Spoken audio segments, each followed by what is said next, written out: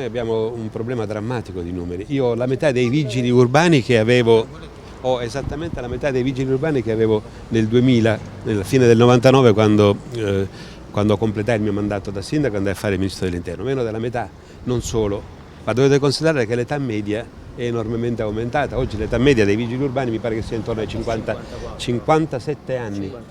Sì, 56-57 anni, quindi insomma sostanzialmente è una condizione pesante. Ciò nonostante, ripeto, noi abbiamo intenzione, se le leggi ce lo consentiranno, di bandire presto un concorso e di assumere il massimo di vigili urbani che possiamo assumere e di assumere i giovani, quindi con un'età che ci consenta di abbassare, e poi di dotarli di tutte le strutture, diciamo, tecnologiche, da quelle per esempio che ci consentono di fare la multa e l'identificazione delle doppie file in modo pressoché automatico, in modo tale da alleggerire e spostare tutti gli uomini che oggi sono addetti a funzioni amministrative, tutti nella strada, anche con percorsi di incentivazione. Che tempi ci sono in questo momento? Beh, guardi, è una scala, non c'è un salto di qualità, ci sono ogni giorno una piccola conquista. Mettere 10 uomini che oggi svolgevano funzioni amministrative in un ufficio, mettere per la strada significa fare un passo avanti. Passi avanti importanti però li abbiamo fatti. Oggi vigilano nuovamente le motociclette, sì,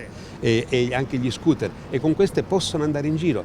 Qualche mese fa non c'era neanche diciamo, gli strumenti per poterlo fare. No, io dicevo per il bando che tempi ci sono?